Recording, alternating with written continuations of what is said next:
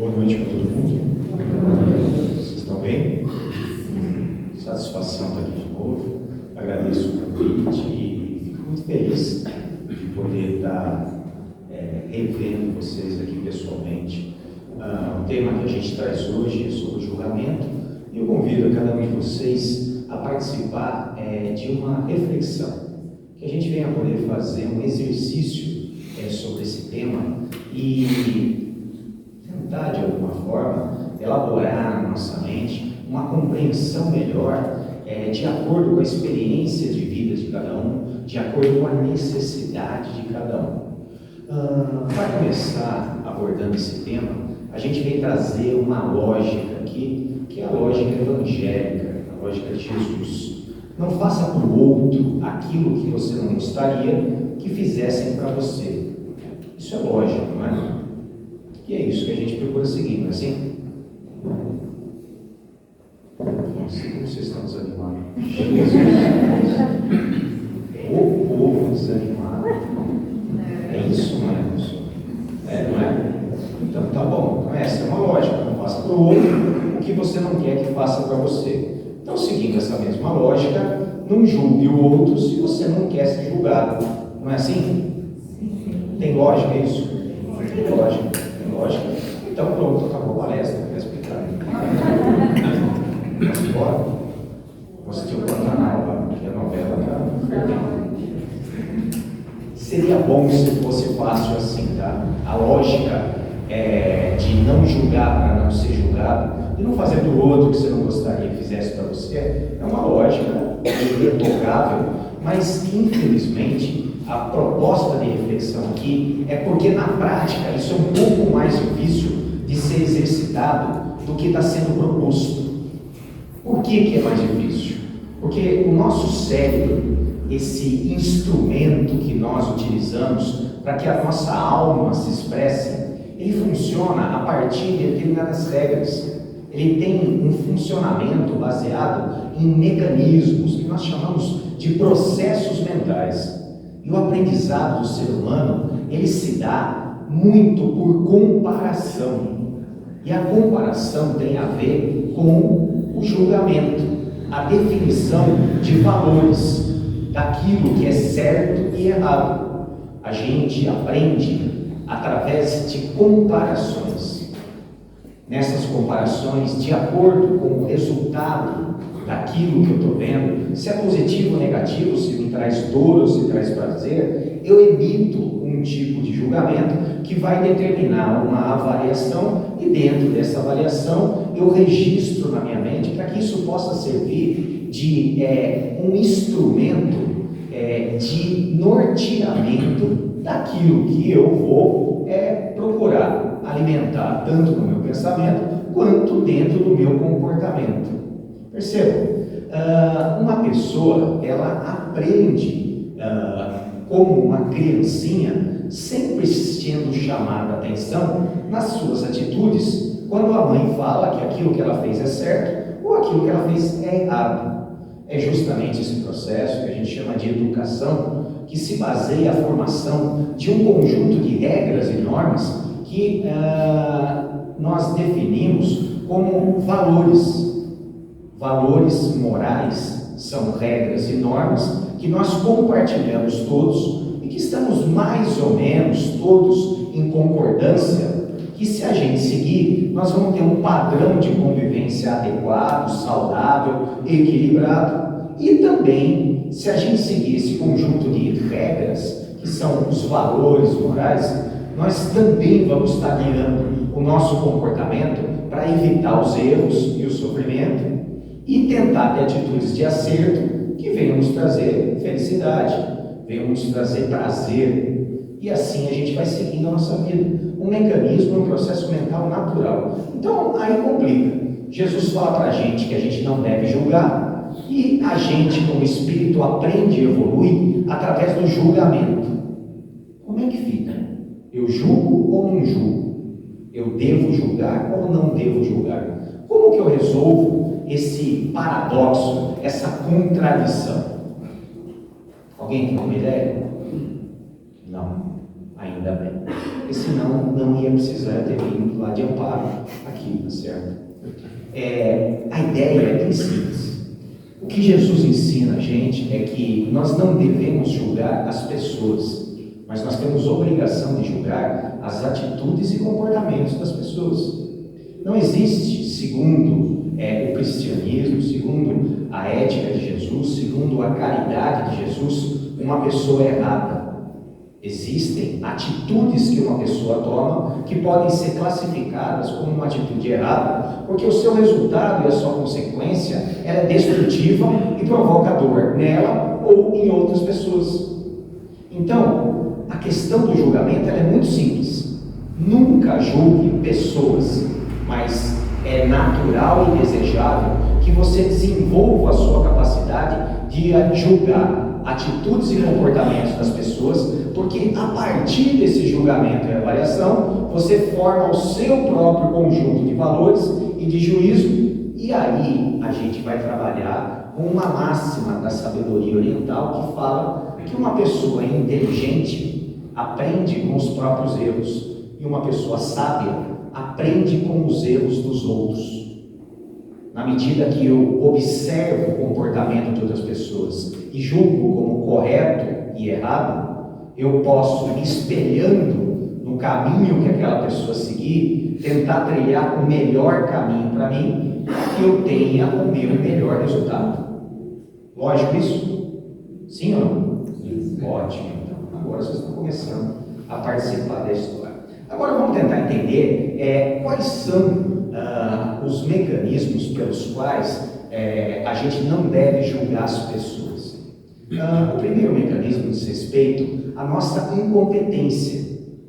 Quem sou eu para poder julgar um irmão meu, sendo que eu não tenho a capacidade, a compreensão e a visão para poder de alguma forma entender a abrangência, em primeiro lugar, do contexto pelo qual ele teve aquele tipo de atitude, em segundo lugar, quem ele é, em terceiro lugar, qual foi a trajetória que o compôs. Eu me considero simples e humildemente eu aceito a minha ignorância, a minha incapacidade de poder avaliar ou julgar uma outra pessoa, um outro ser humano. Se eu fizer um esforço muito grande e tentar ter uma mente muito aberta, eu posso avaliar no máximo o comportamento do sujeito desse, tentando olhar por todos os ângulos que me forem permitidos e possíveis, para poder, analisando uma atitude, um comportamento, aí sim, a partir da minha capacidade, da minha inteligência, julgar aquela atitude, nunca o sujeito por completo. Porque um sujeito, como eu disse, ele é muito mais do que os seus próprios comportamentos e atitudes. Ele é algo extremamente complexo. Para vocês terem uma ideia, falando somente do ponto de vista biológico, nós somos aqui encarnados mais de 7 bilhões e meio de seres. E dentro desses 7 bilhões e meio, não tem um que tenha a mesma expressão digital do outro. Dentro desses 7 bilhões e meio, não tem um que tenha o mesmo desenho da íris do outro. Dentro desses 7 bilhões e meio, não tem nenhum que tenha a configuração cerebral a partir das ligações das células do cérebro que nós chamamos de neurônio. Isso só do ponto de vista biológico. Imagina do ponto de vista psíquico, emocional. Cada pessoa tem uma história de vida e uma vivência. E se a gente sair do biológico para ir para o psíquico emocional, aonde a gente pode chegar num aprofundamento, numa boa reflexão? Mas Maurício, e os irmãos gêmeos? Eles têm uma genética igual. Eles foram criados pelo pai e pela mesma mãe. Vocês conhecem gêmeos? Eles têm a personalidade igual? Aliás, a coisa mais comum de acontecer é irmãos gêmeos terem personalidades completamente diferentes e complementares, onde um é mais expansivo, o outro é mais introvertido, um é mais espontâneo, o outro é mais recatado, um é mais impulsivo, o outro é mais racional. E os dois têm a mesma genética, os dois foram criados na mesma casa, muitas vezes a mamãe colocou a mesma roupinha, o que é muito estranho, deram a mesma papinha, e mesmo assim, eles se configuraram de forma mental e emocional completamente diferentes. Então, cada ser humano tem as suas particularidades, que são tão grandes e abrangentes, que ninguém é capaz de se permitir ou se achar tão grande a ponto de poder julgar o outro como sendo certo ou errado, bom ou mal. E a gente está falando só do corpo e da mente. E se a gente for expandir para um conceito espiritualista? Cada um desses sujeitos que estão à nossa volta são espíritos que têm uma trajetória multi-reencarnatória. Espíritos criados simples e ignorantes, com um potencial de desenvolvimento e crescimento ilimitado, e que passaram por experiências diversas, em corpos diferentes, em raças diferentes, em gêneros diferentes, em situações socioeconômicas e culturais diferentes. Então imagina a complexidade e a diversidade que cada um de nós carrega. E esse tipo de coisa é justamente o valor que cada um de nós traz. E esse valor é algo para ser valorizado e nunca colocado em demérito, em julgamento, de uma forma a diminuí-lo. Mas, infelizmente, o ser humano, como eu lhe disse, ele tem esse mecanismo cerebral que, para aprender e estabelecer dentro dele o que é certo ou errado, julgar. E aí vem, de uma forma extremamente correta e sábia, Jesus, deixando através do Evangelho o seu exemplo de vida e naquilo que ele ensinou, o ensinamento fundamental, que o máximo que você pode fazer é julgar o ato de uma pessoa se você tiver bastante consciência de o que aconteceu e como aconteceu. Nunca, em hipótese alguma, julgar um outro ser humano. Outro motivo da gente não julgar as pessoas é uma coisa muito simples. A partir do momento que eu ofereço um julgamento para uma pessoa, eu defino ela com uma determinada característica. Ela é boa, ela é ruim, ela é certa, ela é errada, ela é uma pessoa má, ela é uma pessoa caridosa. Eu estou tratando aquela pessoa de uma forma estanque, de uma forma rígida. E nós sabemos que uma das maiores características do espírito é a sua mutabilidade, a sua mudança, a sua característica evolutiva. Se você me conheceu no ano passado, muito prazer, eu sou o Maurício, versão 2022. Eu não sou mais a mesma pessoa do ano passado. Eu não sou mais a mesma pessoa nem do começo do ano, porque as coisas que eu passei do começo do ano para cá me fizeram aprender muito, evoluir muito. E se você me conheceu no começo do ano e me julgou, hoje o teu julgamento já está defasado, atrasado. Então julgar um ser humano é a mesma coisa que você tentar segurar a água na palma da sua mão. Ela escorre pelos dedos, porque todo julgamento que você faz hoje, amanhã essa pessoa já pode ter aprendido com alguma dor ou com alguma escolha acertada e tenha se transformado numa coisa que é diferente do juízo que você estabeleceu para ela naquele momento anterior. Então, mais uma razão para a gente seguir o Evangelho e não julgar seres humanos. Dúvidas? Está muito rápido? Vamos embora.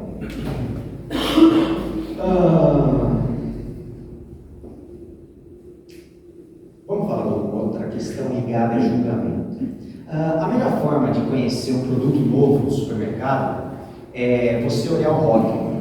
Então você está passando lá na prateleira de produtos de limpeza e você vê uma nova marca de sabão em pó. E eu quero conhecer essa marca. O que eu faço? Eu vou bater o olho inicialmente e vou identificar qual é o rótulo desse produto. E é através do rótulo que eu vou me relacionar com esse produto. Eu vou ver o rótulo dele, qual é o nome dele, quais são as características, qual é o fabricante, e de alguma forma esse rótulo define aquele produto. O rótulo é necessário para poder definir objetos. Cada objeto tem o seu rótulo que o identifica, e eu me relaciono com os objetos a partir dos seus rótulos. Só que existe uma questão humana que é meio complicada. O ser humano tem essa mania, como eu falei para vocês, de generalizar. O que é generalizar? É pegar uma coisa de um lugar e passar para o outro, indevidamente. O nosso cérebro, como eu disse para vocês, ele aprende através do julgamento, de certo ou errado, quando ele está avaliando uma coisa. Mas a gente generaliza e quer julgar pessoas. O Evangelho nos diz que isso é errado. O nosso cérebro, ele se relaciona com produtos e mercadorias através do rótulo. E existe um erro de generalizar e pegar e começar a rotular pessoas. E o rotular pessoas é a base que nós chamamos do preconceito. Mas do que você está falando em termos de rótulo? Rótulo é um tipo de característica que a gente atribui a uma pessoa e que é extremamente limitador quando a gente está falando em seres humanos. Mas é importante quando a gente está falando em produtos do supermercado. Exemplo de rótulo: velho. Exemplo de rótulo: ele é pobre, ele é limitado, ele é qualquer atributo pejorativo, negativo, que venha de alguma forma a diminuir a pessoa. A partir do momento que você rotula uma pessoa, você deixa de se relacionar com aquele ser humano com todas essas qualidades e peculiaridades e diversidades que eu expliquei para vocês, e passa a se relacionar com aquilo que tem de pior no rótulo que você definiu. Eu citei um exemplo bobo aqui, que é o exemplo de chamar uma pessoa que tem mais de 60 anos de velho. Então, vamos supor um exemplo que você trabalha no escritório e de repente você tem um grupo de colegas e é contratado para esse escritório uma pessoa que tem mais de 60 anos. Imediatamente, quando você vê entrar esse funcionário novo, você, olhando para ele de cabelo branco, tá certo? Estabelece um rótulo: esse cara é velho. E a partir daí, esse rótulo que eu coloquei nessa pessoa já carrega todo o estigma, tudo aquilo que é negativo desse rótulo que eu estabeleci. Então, junto com o velho no ambiente de trabalho, começa a vir o quê? Começa a vir uma pessoa que está incapaz, que está cansada, uma pessoa que não tem a mesma vitalidade, a mesma disposição, uma pessoa que pode estar desatualizada, uma pessoa que pode carregar uma teimosia muito grande, uma pessoa que pode carregar manias e um padrão de orgulho que vem a dificultar o nosso relacionamento aqui no trabalho, uma pessoa que não está atualizada às tecnologias e não vai se integrar à necessidade desse ambiente. Ou seja, sem conhecer a pessoa, eu não me permiti um contato e um aprofundamento, porque eu rotulei essa pessoa e a partir daí passo a me relacionar com o rótulo que eu dei para ela, sem me permitir conhecer e ver a abrangência, para ver se essa pessoa realmente quem é e quais são as qualidades das quais essa pessoa é portadora.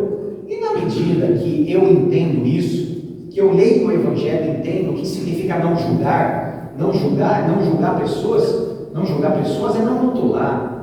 Não julgar pessoas é não ter preconceito. Não julgar pessoas é não discriminar alguém por uma única característica, porque o ser humano é muito mais do que uma característica só. E na maior parte das vezes, essa característica é limitadora e errônea, porque além de trazer só o lado negativo, ela pode ser altamente equivocada. Esse sujeito que vem trabalhar, independente dos seus mais de 60 anos, ele pode vir com extrema disposição.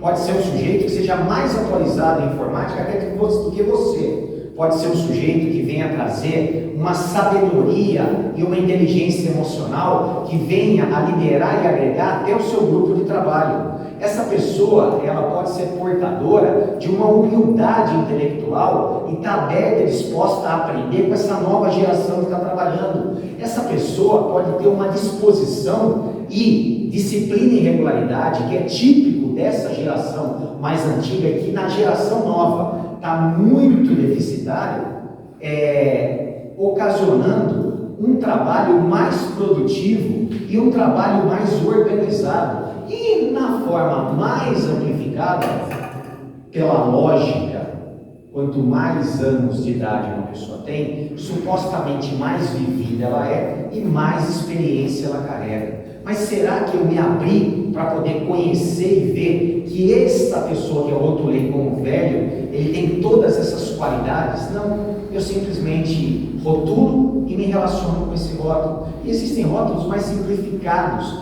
existem preconceitos e discriminações que, infelizmente, culturalmente, a gente, subvertendo o ensinamento do Evangelho, acaba incidindo sem se dar conta. Quantas vezes você, meu amigo, que está dirigindo, quando recebe uma fechada no trânsito, você olha para trás para ver se não é uma mulher que fez uma barbeiragem. Isso acontece praticamente direto e reto, tá certo? Isso é justo? Dizer que as mulheres são barbeiras, que mulher dirige mal? Popularmente, isso é totalmente disseminado como uma verdade, mas na prática isso é uma mentira.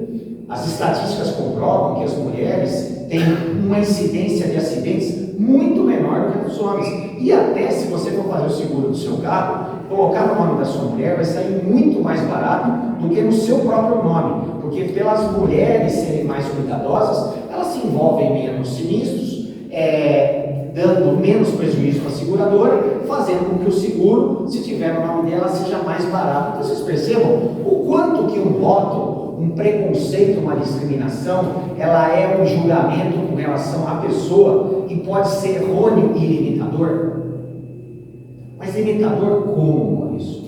Como eu disse, a dificuldade que a gente tem, quando a gente julga uma pessoa, quando a gente rotula uma pessoa, nós incidimos numa ignorância muito grande que impede a gente de estabelecer a melhor ferramenta de evolução, que é o contato interpessoal, do qual nós somos privilegiados por estarmos aqui hoje, todos nós juntos.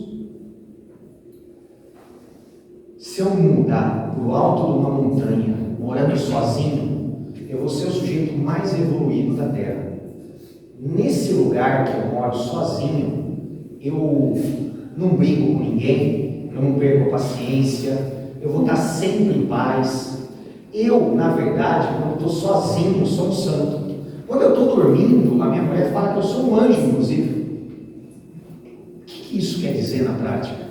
Quer dizer que é justamente quando eu me deparo com o outro, é que aí está a verdadeira oportunidade de expressão daquilo que é necessário eu trabalhar para poder, através do reconhecimento, exercitar no sentido de buscar a minha reforma íntima. É na relação entre eu e o outro que ocorre a maior dificuldade de todas.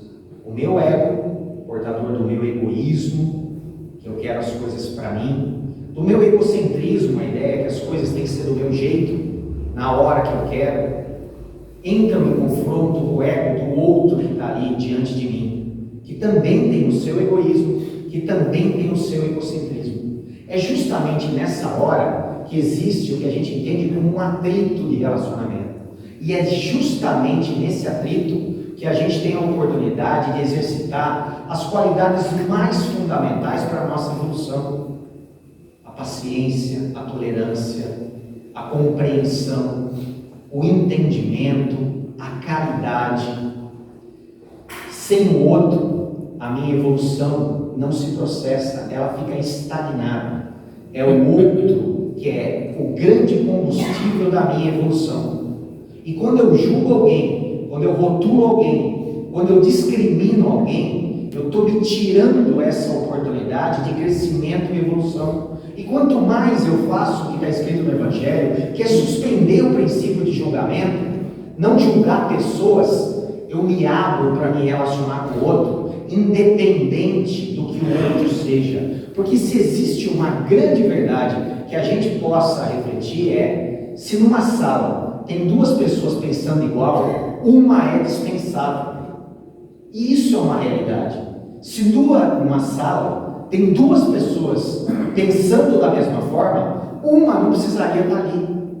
Mas o que isso quer dizer? Quer dizer que é justamente a diferença que me agrega. Se numa sala tem duas pessoas extremamente diferentes, é aí que está a oportunidade de eu aprender com ele e dele aprender comigo, porque é a diferença que nos enriquece, porque a similaridade eu já tenho. Aquilo que eu vejo nele que é igual a mim, não me agrega nada, mas aquilo que eu vejo nele, que de alguma forma mexe comigo, me mobiliza, está me impulsionando, me provocando a um movimento, a um gasto de energia, a um trabalho no sentido de buscar o meu melhor para que eu possa entrar naquilo que a gente entende como um relacionamento. E esse relacionamento pode ser em qualquer nível de intimidade, seja um relacionamento de cordialidade de um vizinho para o outro, um relacionamento de coleguismo no trabalho, um relacionamento de amizade entre pessoas queridas, um relacionamento amoroso, um relacionamento familiar de sangue consanguíneo, um relacionamento que envolve uma afinidade espiritual. É justamente na diferença que temos as melhores oportunidades de crescimento, evolução e aprendizado. E quando a gente julga, é preconceituoso e rotula, a gente tira isso da gente. Então guardem o ensinamento de Jesus. Não julguem as pessoas. O julgamento te afasta.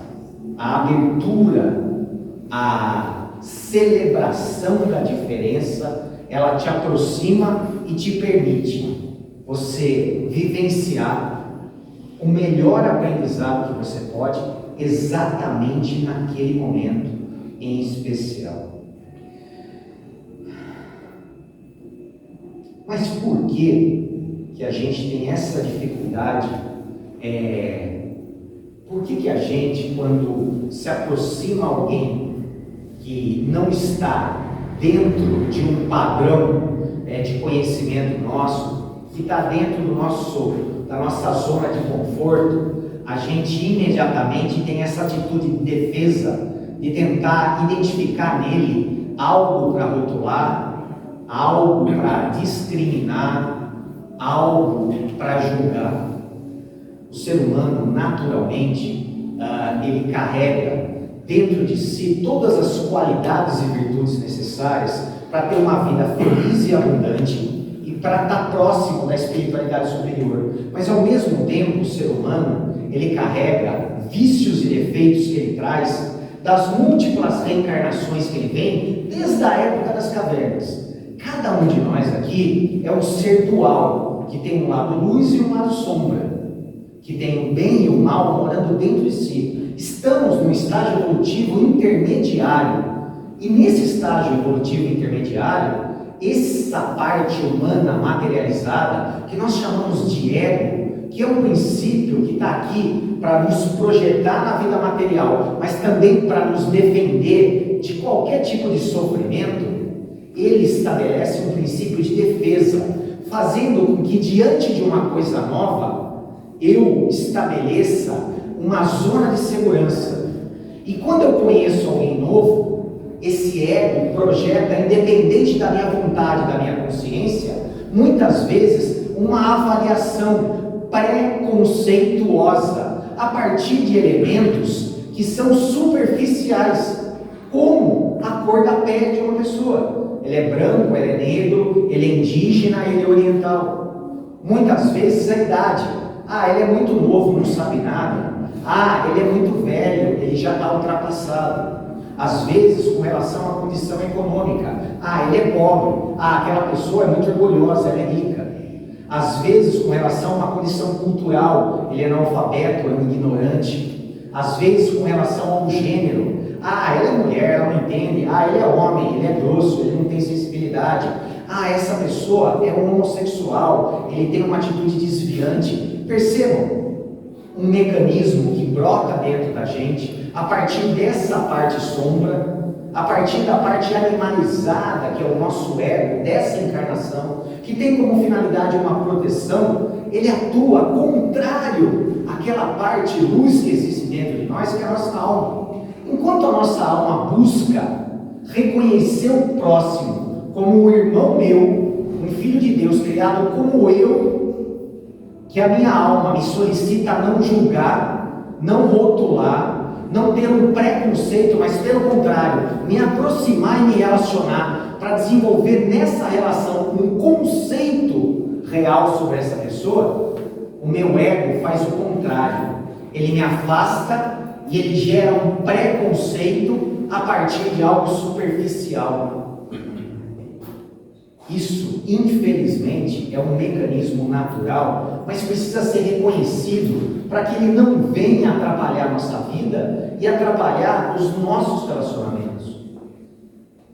Mesmo porque esse medo projetado pelo ego, que gera esse mecanismo de defesa, que é o preconceito, que tenta, antes de fazer com que a pessoa se aproxime de mim, coloque ele numa distância de segurança, que é totalmente desnecessário e injusto. Porque se for Jesus, eu não quero que ninguém fale, eu não quero que, eu não devo fazer para o outro aquilo que eu não quero que o outro venha fazer para mim. Então, se eu não devo, se eu não quero ser alvo de preconceito, eu não posso ser preconceituoso com o outro. Então, dentro desse sentido, eu tenho que modular esse impulso que vem do meu ego e tenho que entender que isso é um mecanismo de proteção, é um medo que, reconhecido, tem que ser descartado e substituído por um princípio voltado à alma, ensinado por Jesus, que é o não julgar, que é aceitar o outro como meu irmão e aceitar o outro como alguém que é igual a mim na sua essência,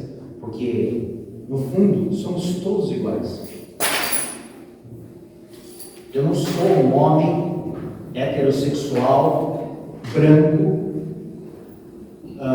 Eu estou um homem heterossexual e branco. Na outra encarnação, eu não sei se eu fui uma mulher negra homossexual. E se fui, não existe certo ou errado. Existe diversidade de experiências. Um espírita, sabendo que ele não é, ele está, deveria ser a pessoa que menos julgaria. Mas como eu disse para vocês, tanto o mecanismo de aprendizado por comparação e julgamento, quanto esse mecanismo de defesa do nosso ego, que é rotular e ter como defesa um preconceito pelo outro, precisa ser trabalhado, reconhecido, para ser controlado. Tudo aquilo que a gente toma consciência, a gente pode controlar. Tudo aquilo que é inconsciente acaba nos controlando e nos impulsionando até atitudes que venham ser prejudiciais para o nosso propósito, o propósito da nossa alma, que é crescer, evoluir e se relacionar ao máximo com aqueles que estão à nossa volta. Se você perguntar qual é a sua missão na Terra, para que você está aqui? Eu vou responder com muita segurança. Eu estou aqui para aprender a amar, para aprender a amar cada vez mais, amar cada vez melhor e amar cada vez um número maior de pessoas.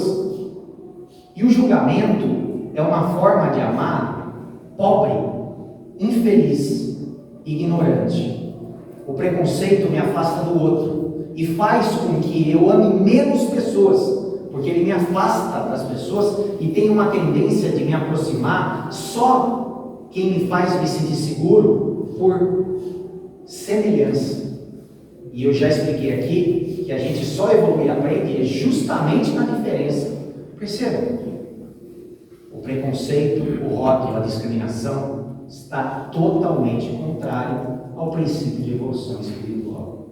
Mas essa história do ego, que projeta o preconceito, que projeta o rótulo, isso é real? Não, na verdade é uma fantasia do próprio ego.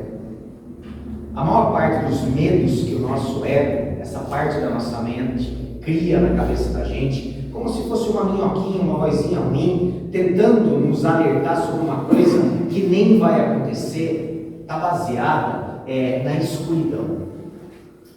O melhor exemplo que eu posso dar para você: tinha uma menininha de 5 anos e ela acorda chorando no quarto.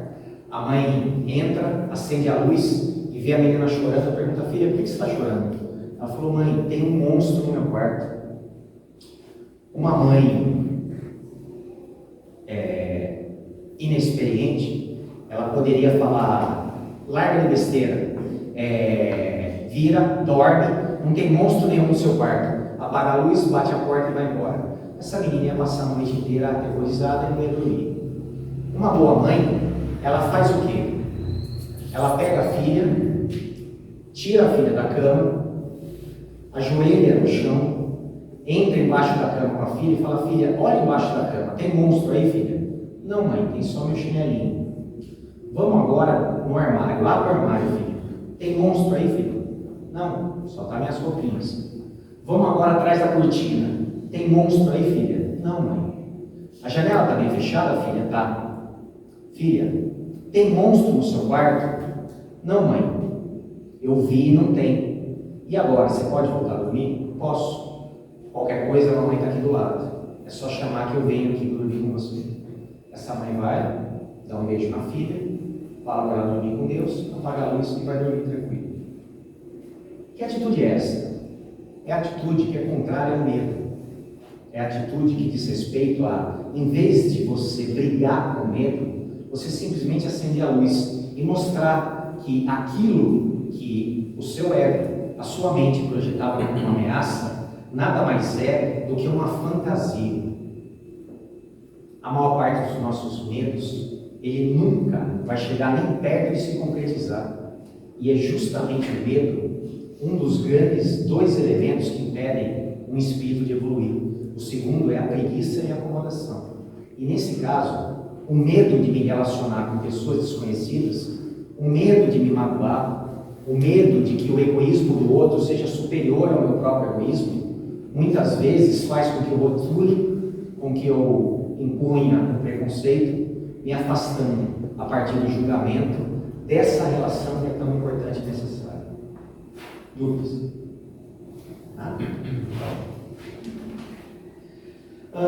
Outra questão importante com relação ao julgamento. Aquilo que você erroneamente usaria para julgar uma pessoa são as ferramentas que você acabou juntando no seu desenvolvimento na sua vida. E é muito comum, quando eu avalio alguma coisa, eu usar a minha forma de enxergar. Era uma vez um padeiro de nome José, que foi visitar a delegacia e entrou extremamente irritado e bravo, pediu para falar com o delegado e falou: doutor, o senhor precisa tomar uma providência imediata com o João, dono do laticínio. Mas por que, senhor José? O que está acontecendo? Eu comprei hoje um queijo lá na queijaria do João e fui pesar esse queijo, tem 900 gramas. Ele é um ladrão, ele está roubando, ele me roubou e ele deve estar roubando todo mundo. O senhor precisa tomar prioridência, o senhor precisa prender esse picareta aí, esse estelionatário. O delegado, sabiamente, falou: o senhor pode ficar tranquilo, eu vou averiguar o que está acontecendo e depois eu lhe dou uma satisfação. Passado um tempo, o delegado vai até a queijaria e aborda o seu João, queijeiro. Seu João, eu gostaria de ver o queijo de 1 quilo do senhor. Aí o seu João pegou o queijo, ele colocou numa balança de 2 pratos e essa balança, na balança do João queijeiro, mediu 1 quilo. Ele perguntou: seu delegado, por que o senhor pediu queijo e está pesando esse queijo de 1 quilo? Ele falou: o que acontece, seu João, é que houve uma denúncia que o seu queijo de 1 quilo, ele pesa só 900 gramas e isso é um crime contra o consumidor. Ele falou: olha, o senhor me desculpa, o que acontece é o seguinte, essa minha balança aqui, todos os dias eu faço a calibração dela e eu saio de casa cedinho, passo na padaria, compro 2 pães de meio quilo e coloco num prato e a partir daí eu coloco o pezinho no outro para poder equilibrar a balança, para a partir daí ter o dia inteiro poder pesar os meus queijos. Nesse momento o delegado percebeu quem realmente era o picareta. Na verdade, o picareta era o seu José da padaria, que estava fazendo pães de meio quilo com 450 gramas. Então percebam, nessa história, essa anedota é a ilustração de que muitas vezes eu julgo o outro com os meus olhos. A A maldade está nos olhos de quem vê. Era justamente pelo padeiro ser ganancioso e roubar o peso que ele achou de enxergar que o quejeiro fazia a mesma coisa que ele. E no fim acabou caindo do cavalo, porque o delegado foi averiguar e foi ver se realmente aquele julgamento dizia respeito à índole do seu João quejeiro, ou se era um erro que ele estava cometendo. E na verdade, quem tinha um problema de índole era o seu José, na sua atitude de fazer pães mais leves do que ele estava vendendo. Deu para entender o princípio? Vamos, tá?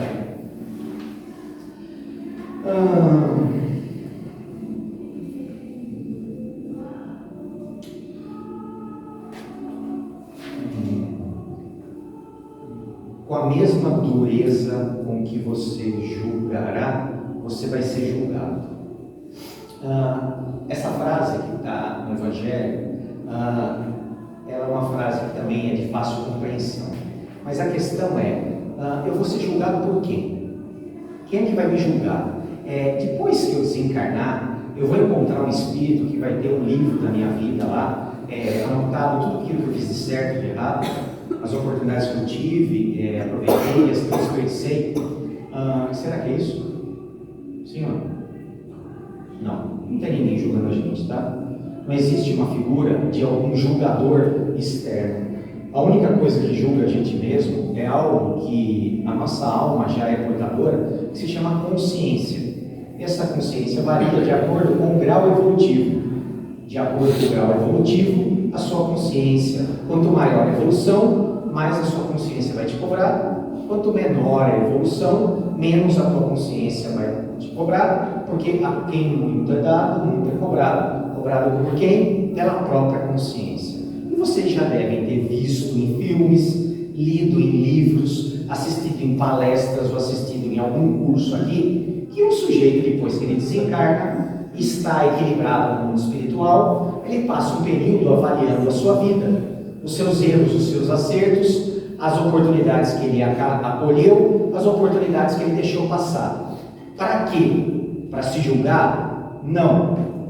Para se preparar melhor, para que numa próxima oportunidade de reencarnar, de voltar aqui à Terra, ele tenha uma chance melhor de acertar e não perca tantas oportunidades. Está claro isso? Quem faz isso é a própria consciência. Todo mundo concorda? Sim, beleza. Quando eu era pequeno, minha mãe chegava para mim e falava assim: Maurício, vai no Bar da Landa. O Bar da Landa era uma mercearia que tinha um quarteirão e meio de casa. E pega um pacote de macarrão da Adria e uma latinha de massa de tomate elefante. Eu era bem pequenininho, eu ia lá, chegava no Bar da Landa, pedia, era uma mercearia das antigas, ela me entregava no balcão e ela montava o pacote de macarrão Adria e a massa de tomate elefante numa folhinha de um caderno que ela tinha, que na primeira linha tinha o nome do meu pai. E assim a gente fazia todo dia a gente ia lá e pegava uma coisa. Quando chegava dia 10, que era o dia do meu pai receber, ele ia no Bar da Landa e ele sempre voltava de mau humor para casa, certo? Por quê? Porque a conta era alta, tinha compra no mês inteiro, não era assim? Depois disso, abriu o supermercado da Óleo, ali perto de casa, pequenininho, não da Óleo gigante que está agora lá em Pá. E aí, o que acontecia? A minha mãe dava dinheiro para mim e falava: vai lá no da Óleo e compra um pacote de macarrão Adria e uma latinha de massa de tomate. E a partir do momento que abriu o supermercado da Óleo, que minha mãe dava dinheiro, o que acontecia? Dia 10 o meu pai não ficava mais bravo, porque não tinha uma conta grande para ele pagar, porque se pagava todo dia. Deu para entender?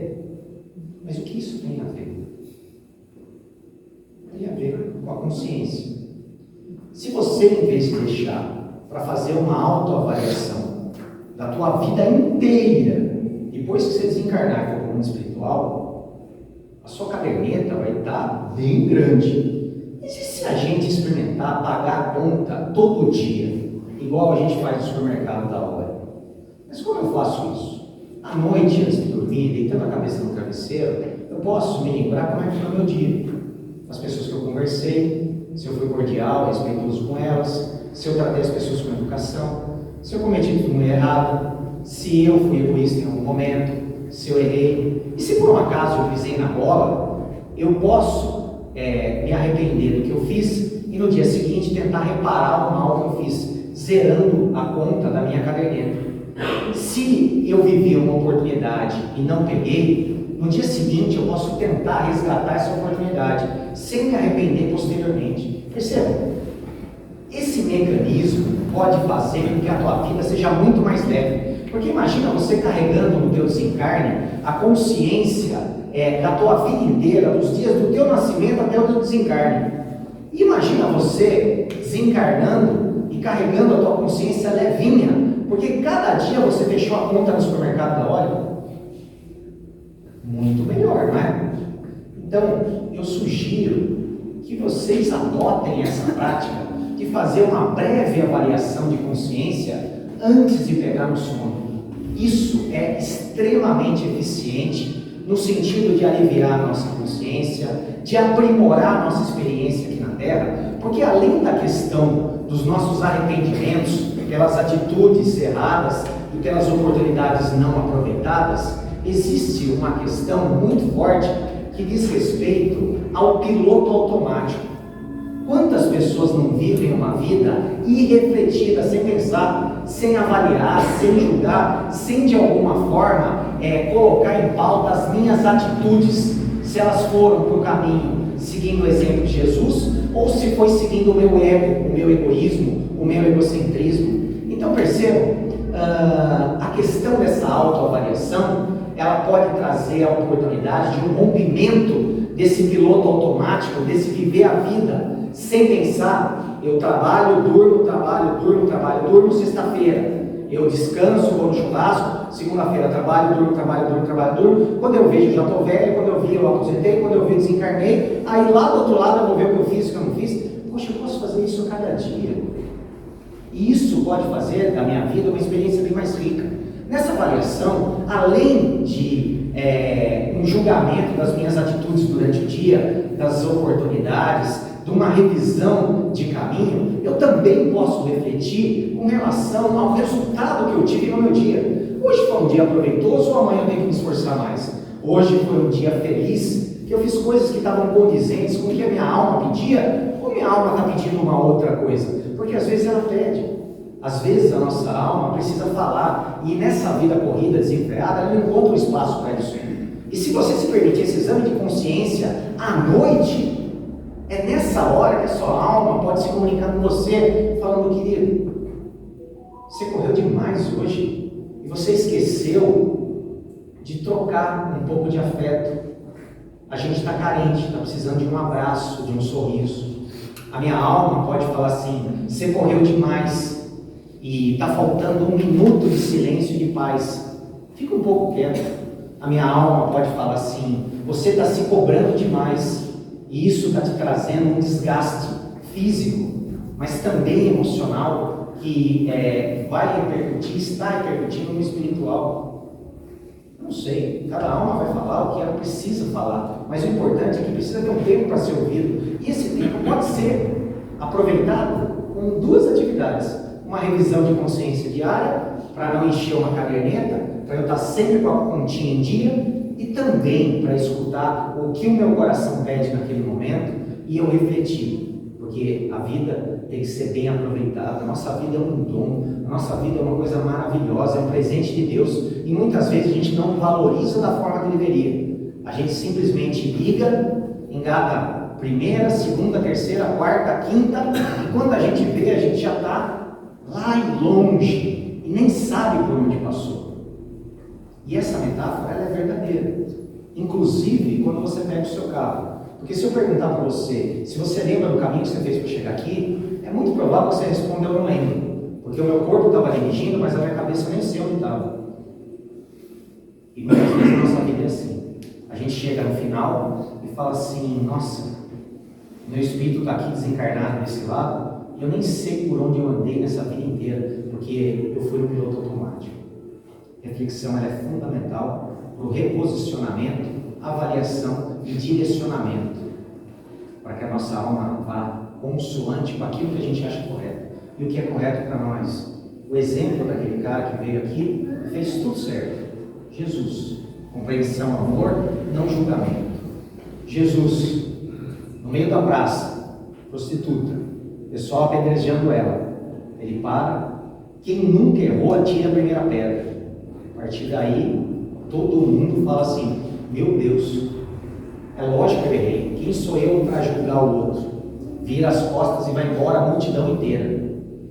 Ele olha para ela com amor.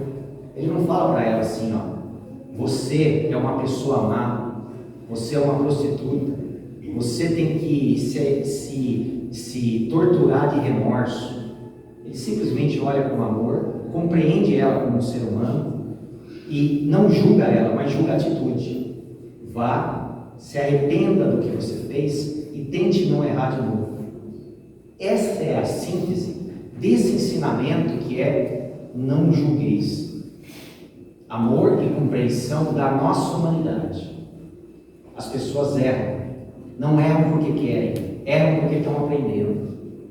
Eu errei na minha vida, mas não errei na intenção de prejudicar ninguém e fazer ninguém sofrer. Errei porque naquele momento era o melhor que eu tinha para oferecer. Não é justo que eu julgue a minha pessoa, é justo que eu julgue a minha atitude, avalie e me proponha, como Jesus ensinou, a tentar não cometer o mesmo erro. Errar todos os dias, mas erros novos, os mesmos erros, aí eu não fiz. Pessoal, eu tinha mais coisa para falar, mas eu não tenho mais tempo. Então, eu vou ficar devendo algumas coisas. Espero que a minha mensagem tenha, de alguma forma, proporcionado uma coceirinha no seu miolo, no seu cérebro, para que você vá para casa com a cabeça coçando e queira refletir um pouco mais sobre isso. E, se for possível, com essa proposta de tentar utilizar um pouco mais dessa consciência em próprio benefício, fazendo uma revisão de como nós estamos vivendo a nossa vida, abandonando o piloto automático. Agradeço de coração ao Ronaldo, que me chamou aqui, a Kátia que está ali atrás, e a todos os trabalhadores da casa, e vocês que prestaram atenção em mim por praticamente uma hora.